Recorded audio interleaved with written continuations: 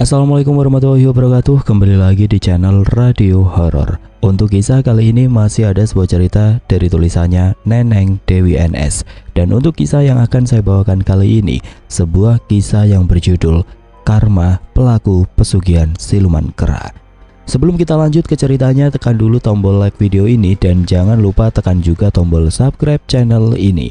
Nyalakan juga lonceng notifikasinya agar tidak ketinggalan cerita-cerita lainnya dari channel ini. Buat teman-teman yang pengen belanja-belanja, nanti silahkan saja klik etalase yang ada di pojok kiri bawah, atau teman-teman bisa kunjungi link pembelian yang ada di kolom deskripsi. Dan seperti apa untuk kisah kali ini? Langsung saja kita masuk ke ceritanya.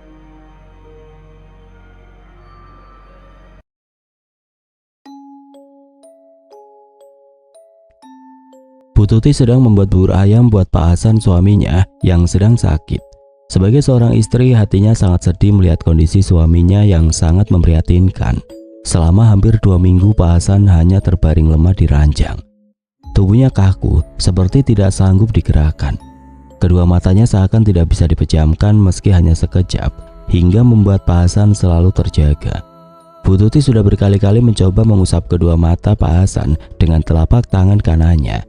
Tapi tetap saja kedua mata suaminya itu tidak bisa terpejam.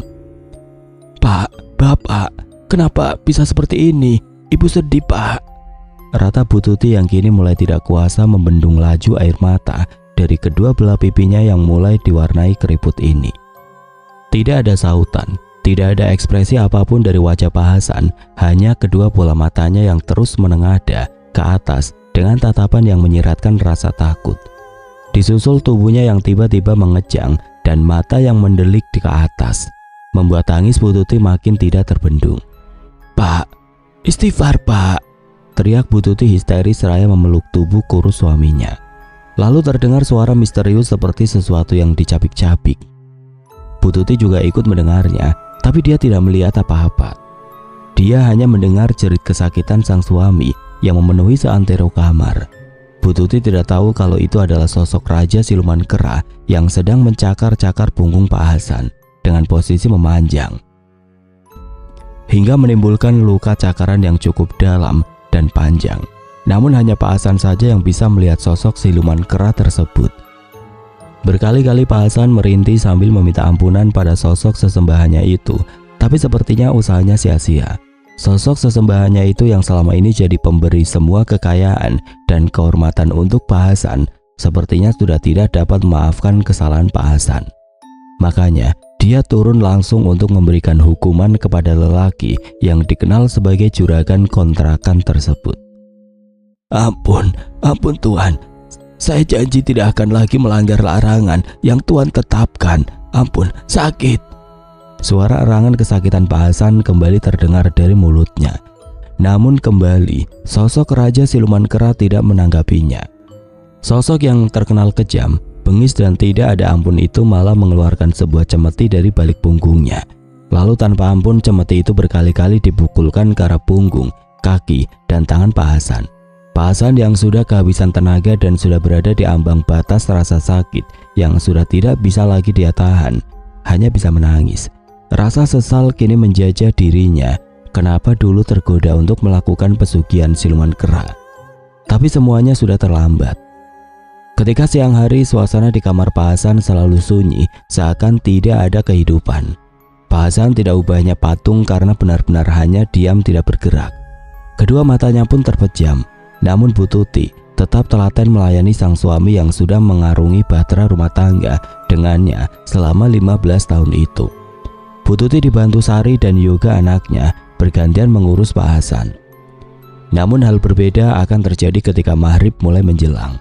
Hawa di rumah mewah milik Pak Hasan yang biasanya adem sontak berubah panas, membuat penghuninya jadi tidak betah untuk berlama-lama di sana. Terutama di kamar Pak Hasan yang hawa panasnya terasa begitu memanggang kulit. Peluh terlihat bercucuran dari tubuh Pak Hasan. Dari bibir Pak Hasan yang kering hanya terdengar lekuan pelan. "Sakit, tolong, jangan sakiti saya, tolong hentikan Tuhan." Kemudian disusul tubuhnya yang mengejang seperti menahan rasa sakit yang tidak bisa digambarkan dengan kata-kata. Kemudian terdengar suara jerit tangis Pak Hasan disusul kemunculan adanya luka seperti bekas cakaran dan gigitan di sekujur tubuhnya. Bahkan di beberapa bagian tubuhnya yang terluka, tampak darah segar mulai mengucur dari bekas luka goresan bekas mirip cakaran tersebut. Air matanya juga perlahan mengalir deras, seakan ikut jadi saksi betapa menyakitkannya apa yang kini dialami oleh Pak Hasan. Bu Tuti, Sari dan Yoga yang menemani Pak Hasan hanya saling pandang kebingungan. Mereka tidak melihat ada apa-apa, tapi sikap Pak Hasan sungguh ganjil, seolah ada sesuatu yang tidak terlihat sedang mencakar-cakar tubuh renta Pak Hasan. Ya, istri dan kedua anaknya Pak Hasan tidak tahu kalau saat ini sosok Raja Siluman Kera berukuran raksasa yang ukuran tubuhnya 4 kali lebih besar dibanding ukuran tubuh Pak Hasan sedang menyiksa juragan kontrakan itu. Sekaranglah saatnya kau jadi budakku selamanya, wahai manusia, kata sosok Raja Siluman Kera sambil tertawa. Sepertinya sesembahan Pak Hasan tersebut memang ingin segera mengambil sukma Pak Hasan untuk segera dibawa ke alamnya untuk dijadikan budak. Sosok Siluman Kera raksasa itu bukan hanya mencakar dan menggigit tubuh Pak Hasan secara brutal, akan tetapi kali ini juga membanting tubuh suami Bu Tuti tersebut berkali-kali ke lantai. Semua itu dia lakukan seraya tertawa terbahak-bahak, seolah ikut merasa puas melihat Pak Hasan menderita.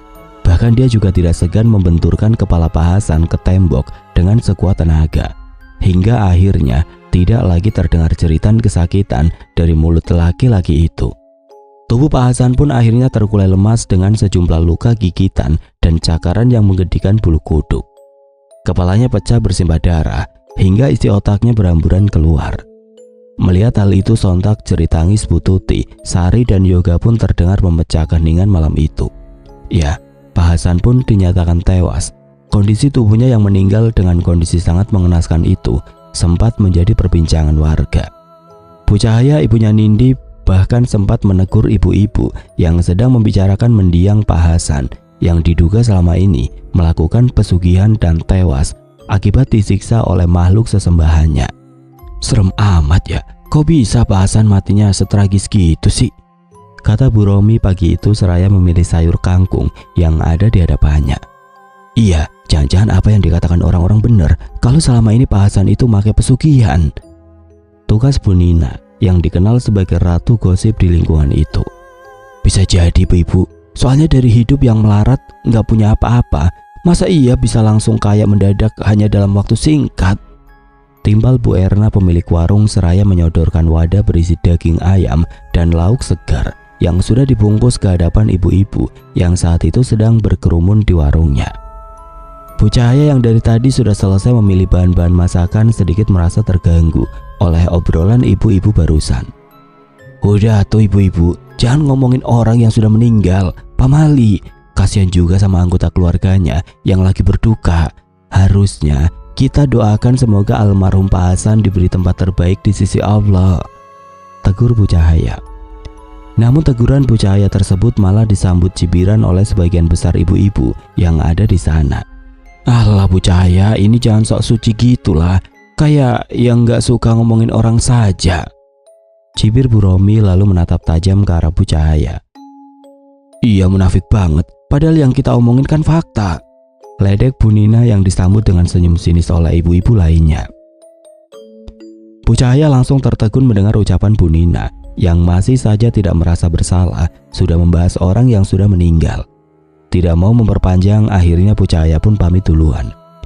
Namun kunjingan tentang kematian tragis dan tidak wajar dari mendiang Pak Hasan masih hangat jadi buah bibir warga.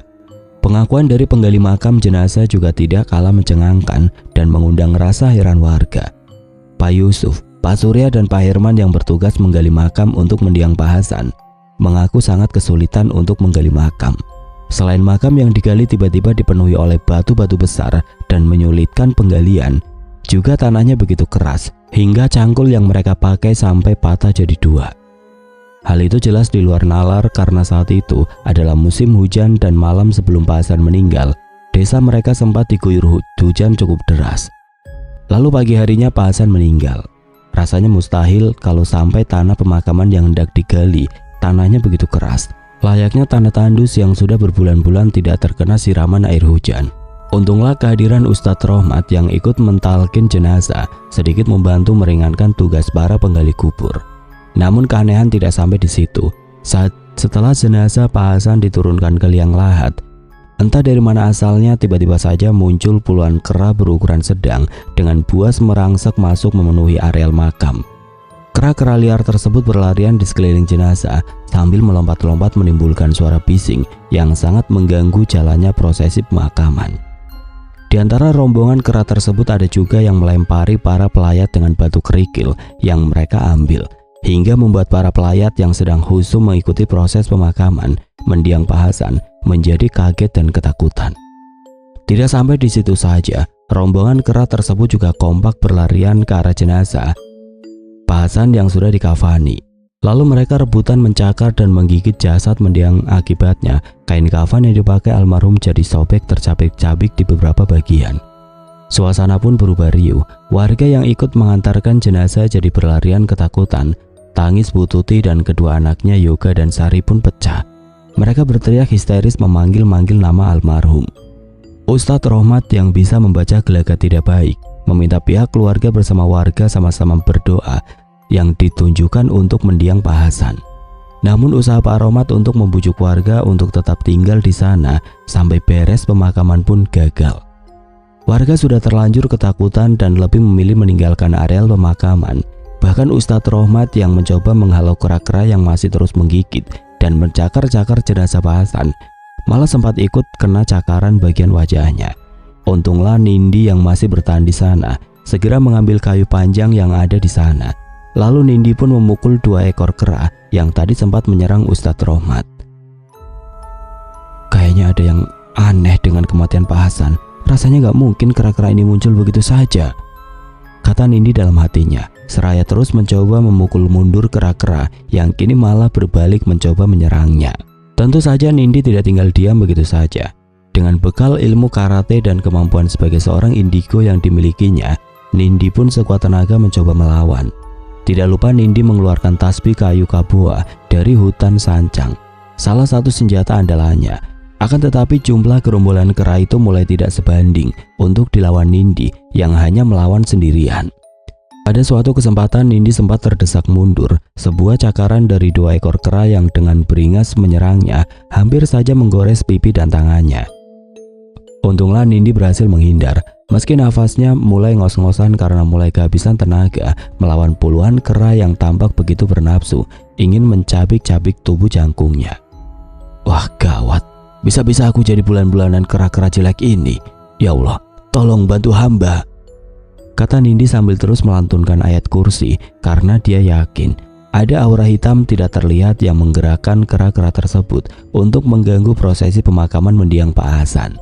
Kekuatan beraura hitam itu juga sepertinya yang memerintahkan mereka untuk menyerang Nindi secara keroyokan. Untunglah tidak lama kemudian Nyai Nimas Ayu, kodam penjaga gadis itu tiba-tiba muncul. Kodam cantik dengan ciri khas pakaian adat Bali yang membalut tubuh jangkungnya itu dengan gesit dan lincah memukul, menendang dan mencekik leher para kera-kera yang begitu beringas hendak menyerang Nindi. Kemudian dengan ekspresi dingin Nyai Nimas Ayu membanting kera-kera tersebut hingga tubuh mereka terbanting keras ke tanah dalam kondisi tidak bernyawa. Makasih Nyai, kata Nindi seraya tersenyum membuat wajahnya jadi makin terlihat cantik. Kini Nindi lega akhirnya ada yang datang membantunya, meski tadi dia tidak memanggil Nyai Nimas Ayu.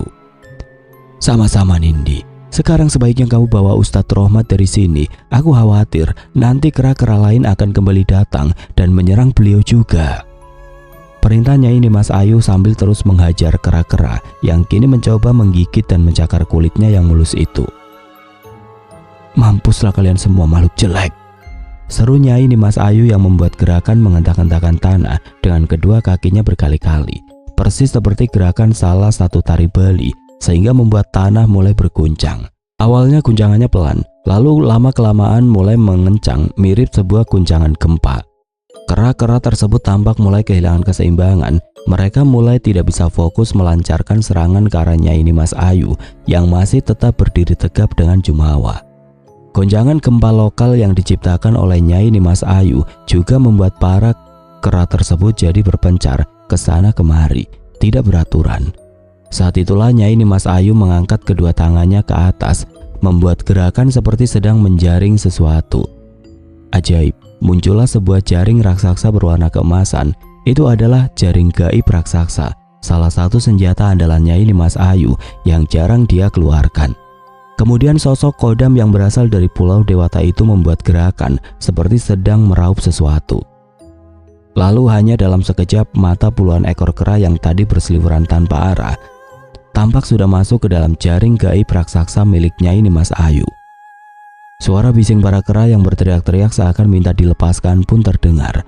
Nyai Nimas Ayu kemudian mengembaskan jaring raksasa gaib yang berisi tumpukan kera tersebut ke samping. Tampak puluhan kera tersebut berusaha keluar, tapi selalu gagal karena bagian atas jaringnya sudah terikat otomatis dengan sebuah tali gaib yang hanya bisa dibuka oleh Nyai Nimas Ayu. Nindi segera membawa Ustadz Rohmat menjauh dari tempat itu, karena khawatir luka cakaran yang dialami Ustadz muda itu akan bertambah parah bila tidak segera diobati. Setelah berhasil membawa Ustadz Rohmat ke tempat yang aman, Nindi pun bergegas hendak menyusul Nyai Nimas Ayu. Entah kenapa tiba-tiba saja perasaannya tidak enak.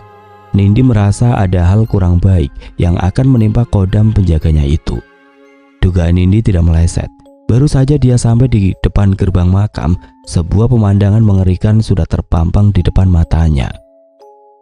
Ya, Nindi melihat Nyai Nimas Ayu tahu-tahu sudah terikat oleh sebuah tali gaib berwarna hitam dengan posisi melayang. Sementara itu di dekatnya tampak sosok Raja Siluman Kera berkali-kali mencabuk tubuh Nyai Nimas Ayu dengan sebuah cemeti yang dipegangnya.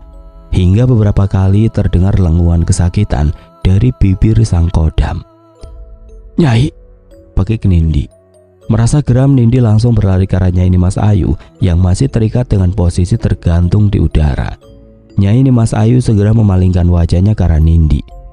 "Nindi, kabur Nin, kamu bukan lawan yang sepadan buat makhluk ini, nanti kamu yang bakal celaka," teriak Nyai Nimas Ayu mencoba mengingatkan Nindi. Namun bukan Nindi namanya bila tidak punya karakter keras kepala. Nindi yang punya rasa setia kawan tinggi, mana mungkin tega meninggalkan Nyai Nimas Ayu begitu saja, apalagi dalam kondisi disiksa begitu. Nindi menatap penuh kemarahan kepada sosok Raja Siluman Kera yang kini berdiri jumawa di depannya.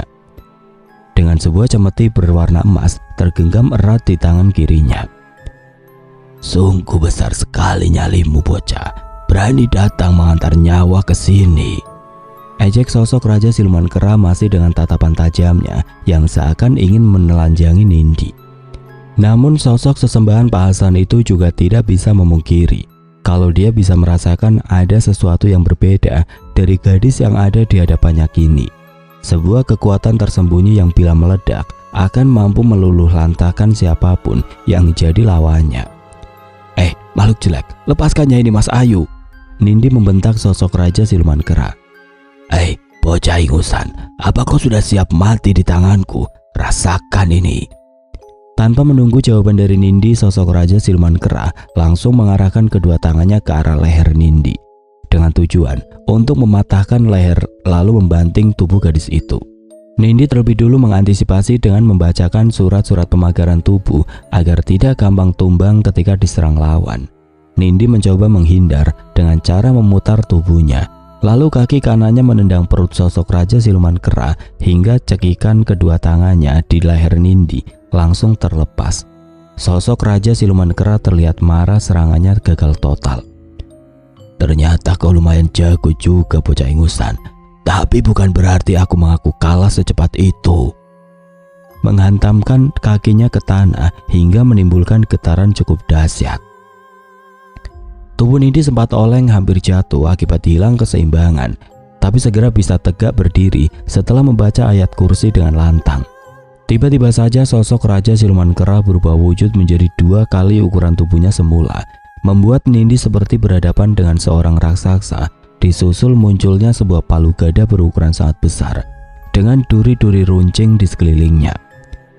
"Hati-hati Nindi, jangan sampai kamu terkena sabetan palu gada makhluk itu," suara Nyai Nimas Ayu tiba-tiba terdengar mengingatkan Nindi. Nindi hanya mengangguk. "Allahu Akbar." teriak Nindi seraya mengambil tasbih kayu Kapoa yang ada di dalam tas pinggangnya yang selalu dibawanya. Konon lemparan tasbih itu sangat ditakuti oleh para penghuni alam gaib. Kalau sampai terkena akan membuat sosok makhluk gaibnya menjadi terbakar hebat, lalu berubah jadi butiran debu. Sosok Raja Siluman Kera nekat untuk terus menyerang Nindi dengan mengarahkan palu gadanya ke arah kepala Nindi, dengan harapan bisa membuat kepala gadis itu hancur terbelah. Tapi Nindi yang bisa membaca maksud sosok Raja Siluman Kera dengan cepat melesat, terbang ke arah pinggang kiri lawan. Lalu diiringi dengan membaca takbir, dia pukulkan tasbih tersebut berkali-kali dengan dialiri energi murni. Terlihat muncul percikan api yang memancar dari setiap lecutan tasbih, diiringi lolongan kesakitan dari sosok Raja Siluman Kera karena pinggangnya jadi penuh luka baret dengan luka menganga lebar. Akibatnya kini giliran sosok Raja Siluman Kera yang kehilangan keseimbangan. Tubuhnya langsung oleng ke samping dan jatuh terjengkang. Otomatis palu gada yang digenggamnya pun terlepas dari tangannya. Menyadari hal itu, sosok Raja Siluman Kera mencoba bangun untuk mengambil kembali palu gada senjata andalannya yang terlempar tidak jauh dari tubuhnya. Tidak mau buang kesempatan, Nindi kini memukul tangan kanan sosok Raja Siluman Kera yang hendak mengambil palu gada. Kembali terdengar lolongan kesakitan yang keluar dari mulutnya. Dia pun mulai kesusahan untuk bangun akibat luka menganga di pinggang kiri dan tangan kanannya. Namun Nindi lebih memilih untuk menghabisi lawannya yang kini sudah terbaring lemah. Makhluk jahat sepertimu sudah selayaknya dihancurkan karena hanya akan membawa malapetaka bagi umat manusia yang lemah iman. Biarlah Nyai Nimas Ayu yang melenyapkan nyawamu, wahai Raja Siluman Kera, kata Nindi. Nindi pun membebaskan ikatan tali gaib yang mengikat Nyai Nimas Ayu. Makhluk sialan ini tadi bisa-bisanya memperdaya aku, Nin. Sebagai gantinya, biar aku habisi sekarang juga, ucap Nyai Nimas Ayu yang langsung melompat ke arah tubuh sosok Raja Siluman yang masih terbaring lemah. Lalu Nyai Nimas Ayu mengambil sekuntum bunga kamboja dari telinga kirinya. Dia tiupkan bunga kamboja tersebut. Ajaib, sekuntum bunga kamboja miliknya berubah jadi mengering, lalu perlahan mengeluarkan percikan api. Awalnya api itu kecil, tapi lama-lama menjadi membesar, kemudian membakar tubuh sosok Raja Siluman Kera. Bau gosong yang berasal dari tubuh sosoknya pun santer tercium. Perlahan sosok Raja Siluman Kera yang sudah tidak berbentuk itu pun berubah menjadi kepulan asap yang perlahan naik, membumbung tinggi ke atas awan. Kemudian menghilang dihembus terpaan angin kemarau yang saat itu bertiup cukup kencang. Tidak lama kemudian Nindi pun bergegas meninggalkan pemakaman menuju rumahnya. Nindi tidak mau Bu Cahaya sang ibu mengkhawatirkan keselamatannya. 6 bulan sebelumnya, Pak Hasan merasa kesal karena di PHK secara sepihak oleh perusahaan tempatnya bekerja selama ini. Dengan dalih perusahaan sedang pailit, Pak Hasan dan sebagian pegawai terpaksa dirumahkan dan mendapatkan pesangon yang tidak seberapa. Bu Tuti minta Pak Hasan bersabar, meski dia juga bingung saat itu Yoga sedang kuliah semester 1 dan Sari baru keluar SMP. Bu Tuti bingung dari mana nanti mendapatkan uang untuk membiayai pendidikan kedua anaknya itu. Pak Hasan pantang menyerah, selalu rajin berusaha mencari lowongan pekerjaan dan juga tetap taat beribadah, menyelipkan sebuah doa kepada Tuhan agar bisa mendapatkan jalan keluar dari masalah keuangan yang dihadapi keluarganya. Pak Hasan lalu mencoba membuka usaha kuliner kecil-kecilan aneka sate berbekal sedikit tabungan dan uang pesangon. Tapi usaha kuliner aneka satenya belum lama dibuka, malah selalu mengalami kerugian akibat jarang pembeli. Tidak patah semangat, Pak Hasan pun memberanikan diri pinjam modal ke bank dengan menjaminkan sertifikat rumah miliknya. Suatu kali Pak Hasan diajak kerjasama membuka usaha ternak ayam potong oleh seorang kenalannya. Dia dijanjikan keuntungan besar yang akan dia terima tiap bulannya. Tentu saja hal ini membuat Pak Hasan jadi tergiur. Tanpa pikir panjang, uang 300 juta yang dia dapat dari pinjaman bank diserahkan semuanya untuk memulai usaha peternakan ayam potong. Sayangnya, Pak Hasan yang terlalu percaya pada kenalannya itu malah tertipu habis-habisan. Uang 300 juta yang sudah Pak Hasan berikan malah dibawa kabur orang itu. Pak Hasan pun jatuh terpuruk. Kini dia sudah tidak punya harta apa-apa lagi. Bahkan rumah yang kini ditempatinya terancam disita oleh bank karena sudah terlanjur dia jadikan jaminan. Tabungan pun Pak Hasan dan Bu Tuti sudah tidak punya. Bahkan untuk biaya makan sehari-hari pun mereka mulai kesusahan hingga harus berhutang. Susah payah Bu Tuti mencoba menghibur sang suami, namun usahanya sia-sia. Sampai akhirnya rumah mereka benar-benar disita oleh pihak bank. Hingga Pak Hasan sekeluarga terpaksa pindah ke sebuah kontrakan kecil yang sederhana. Hinaan, cemoohan dari oknum tetangga julid, dan segelintir pihak keluarga besar Pak Hasan dan Bu Tuti atas terpuruknya kehidupan keluarga mereka sudah menjadi makanan sehari-hari mereka. Bahkan Yoga terpaksa putus kuliah dan Sari juga tidak melanjutkan sekolahnya ke jenjang SMA karena tidak ada biaya. "Maafkan Bapak ya Bu, karena sudah gagal menjadi seorang suami dan seorang ayah," ucap Pak Hasan kepada Bu Tuti saat dia gagal mendapatkan pinjaman uang dari kakaknya untuk membeli beras. "Jangan bicara begitu Pak, Ibu insya Allah ikhlas kok. Yang penting Bapak terus ikhtiar, jangan bosan berdoa sama Allah, semoga segera dibukakan pintu rezeki buat kita sekeluarga." Bu Tuti mencoba menenangkan suaminya, namun dalam hatinya Pak Hasan malah menggerutu. "Halah, percuma aku selama ini rajin sholat, rajin tahajud, tapi hidupku masih gini-gini saja. Malah makin terpuruk. Di mana Allah saat aku kehilangan semua hartaku? Allah juga malah membiarkan aku dan keluargaku saat dicemooh oleh warga." Wajah Pak Hasan terlihat kurang suka setiap kali istrinya mengajak sholat. "Kamu aja lah Bu yang sholat, Bapak nanti saja," kilahnya dengan nada malas. Sampai suatu hari Pak Hasan tanpa sengaja bertemu dengan Pak Wahyu, salah satu rekan kerjanya yang belum lama sama-sama di PHK. Namun anehnya Pak Wahyu yang dulunya sama-sama hidup sederhana, dalam waktu singkat sudah memiliki segalanya. Bahkan Pak Wahyu sudah jadi juragan sapi yang memiliki peternakan sendiri.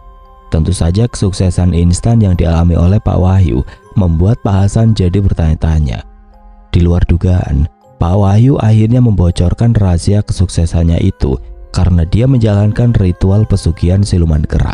Singkat cerita, Pak Hasan pun minta diantarkan Pak Wahyu ke tempat dia pernah melakukan ritual untuk mendapatkan pesugihan siluman kera. Setelah menempuh perjalanan hampir 5 jam dan melewati hutan dan perkampungan yang cukup terpencil di daerah Jawa Barat, akhirnya Pak Wahyu menghentikan mobilnya.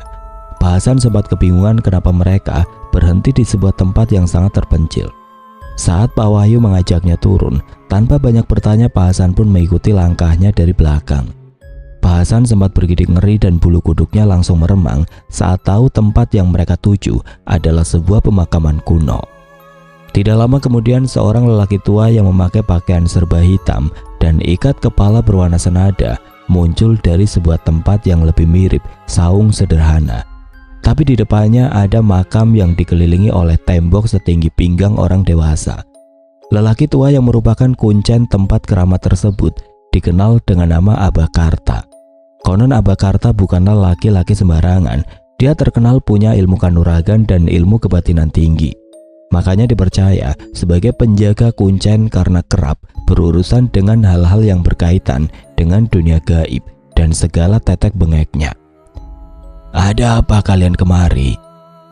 bentak Abah Karta tanpa basa-basi dengan suara bariton miliknya yang bernada tinggi. Nyali Pak Hasan langsung menciut karena dia bisa merasakan aura intimidasi yang terpancar dari tubuh Abah Karta. Namun Pak Wahyu yang bukan pertama kalinya bertemu Abah Karta tampak masih bisa menguasai dirinya. Dengan suara bergetar Pak Wahyu pun menyampaikan maksud tujuannya menemui Abah Karta, sama dengan yang pernah dia inginkan 6 bulan yang lalu. Abah Karta manggut-manggut seraya mengusap-ngusap janggutnya yang mulai beruban itu. "Ikut Abah," saut laki-laki berperawakan kurus tersebut, lalu memberi isyarat dengan tangannya agar Pak Wahyu dan Pak Hasan mengikutinya. Singkat cerita, semua syarat untuk sajian sudah dipenuhi oleh Pak Hasan.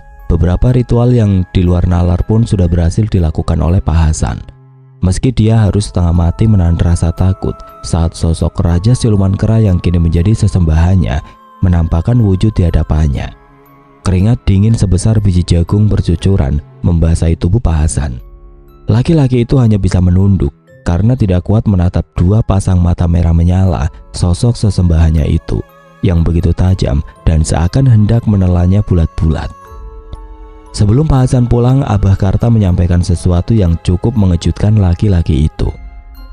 Ingat, kamu harus ingat apa saja yang tidak boleh dilanggar oleh tuanku siluman kera. Jangan sampai berani melanggarnya kalau tidak mau celaka, kata Abah Karta.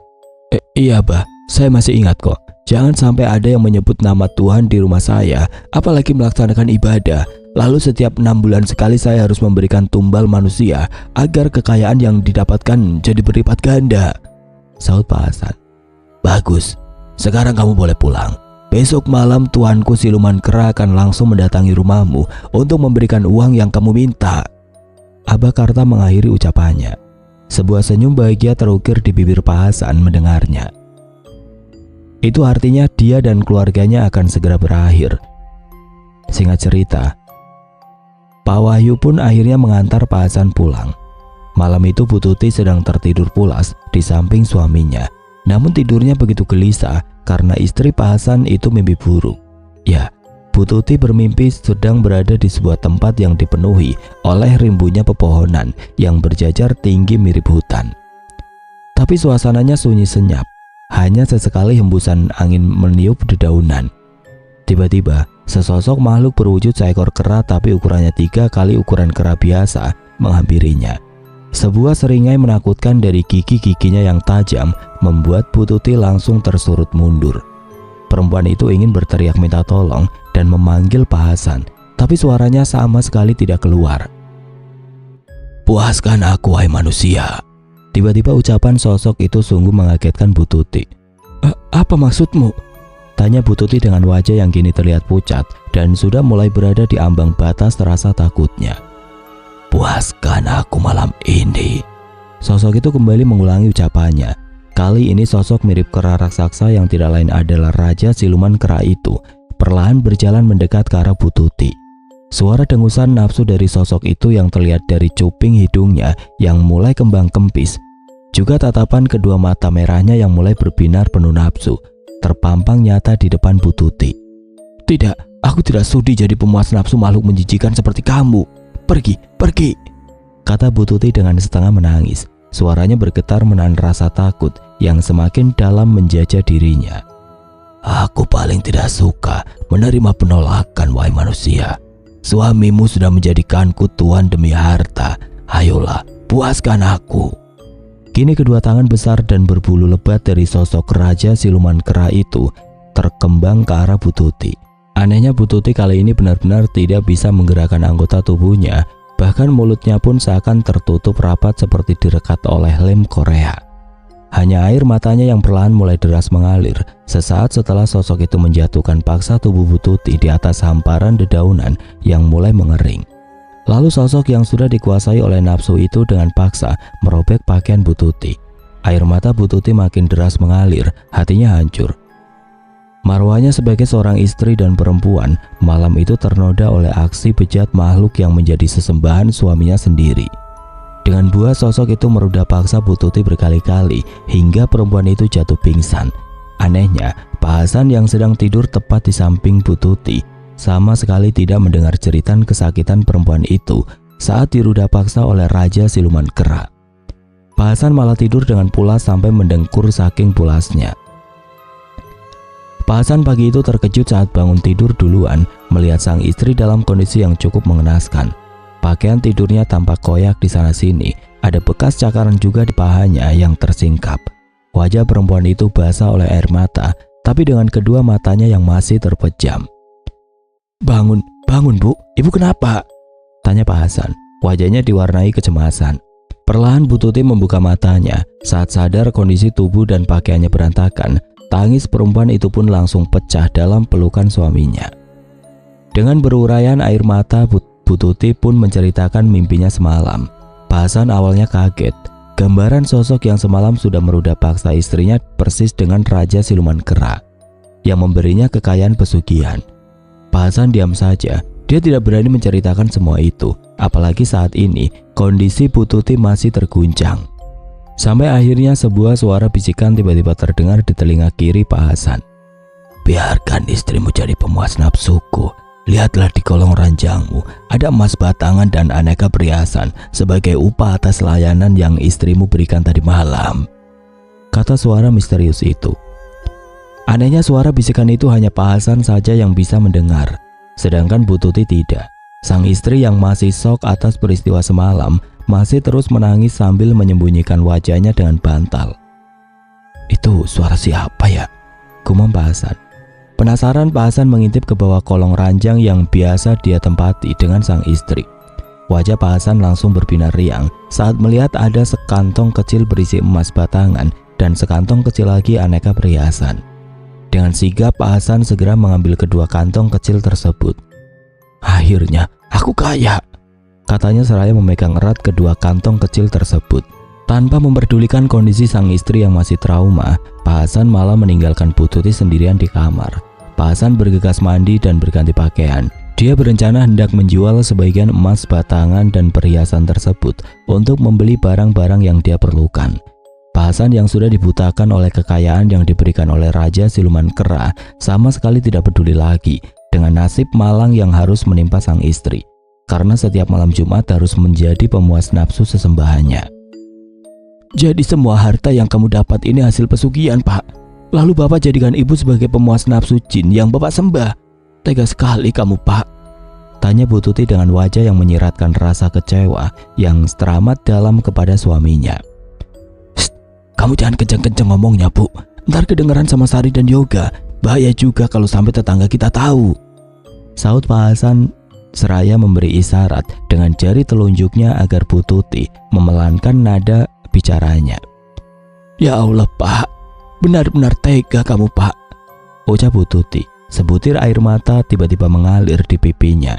Rasa sedih, kecewa dan kesal kini bercampur aduk dalam diri Bu Tuti. "Sudahlah, Bu, ikuti saja apa maunya sang junjungan, biar kita bisa punya banyak uang dan harta berlimpah.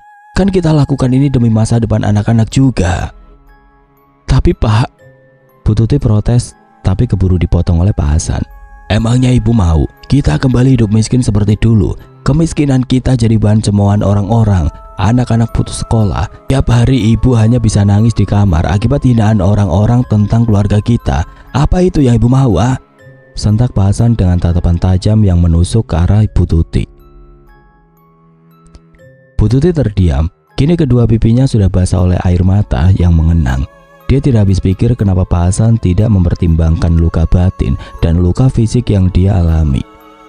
Sejak terpaksa menjadi pemuas nafsu Raja Siluman Kera, setiap kali sehabis dia melakukan itu, hampir sekujur tubuh Bu Tuti dipenuhi luka cakaran karena sosok itu begitu buas saat menyetubuhinya. Bu Tuti juga baru menyadari kalau kini Pak Hasan seperti enggan untuk memberi nafkah batin padanya. Laki-laki itu seperti merasa jijik untuk menyentuh tubuh sang istri yang dianggapnya sudah ternoda oleh sosok makhluk tidak kasat mata. Meski Bu Tuti akui kini kehidupan perekonomian keluarganya langsung berubah drastis hanya dalam hitungan bulan saja, kini Pak Hasan bukan hanya berhasil membangun rumah kecilnya jadi bak istana, tapi juga beberapa kendaraan roda 2 dan 4 sudah berjejer rapi di garasi rumahnya. Bahkan saat memasuki bulan ketiga, Pak Hasan berhasil membangun puluhan pintu kontrakan hingga diberi julukan sebagai juragan kontrakan oleh warganya. Semua kontrakannya juga pasti selalu terisi penuh, hingga pundi-pundi uang makin deras mengalir ke kantong Pak Hasan. Kedua anak mereka, Yoga dan Sari, sama sekali tidak menaruh curiga kalau kekayaan kedua orang tuanya berasal dari pesugihan. Sampai suatu hari ketika setelah 6 bulan Pak Hasan berhasil mendapatkan kekayaan yang berlimpah, tiba-tiba malam itu sosok Raja Siluman Kera datang menagih tumbal manusia. Wajah Pak Hasan berubah sangat pucat, badannya gemetar menahan rasa takut yang mendera dirinya. Pak Hasan lupa kalau memberikan tumbal manusia setiap 6 bulan sekali adalah salah satu isi perjanjian pesugihannya dengan sesembahannya. Raja Siluman Kera minta Hasan menyerahkan Sari anak bungsunya sebagai tumbal pertama. Tentu saja Pak Hasan langsung menolak karena Sari adalah anak kesayangannya. Raja Siluman Kera sangat murka dengan penolakan Pak Hasan. Itu sebabnya dia pun menghukum Pak Hasan dengan menyiksanya selama berminggu-minggu dan menyekap sukma laki-laki itu. Sampai akhirnya Pak Hasan pun meninggal, lalu sukmanya dibawa ke alam jin untuk dijadikan sebagai budaknya.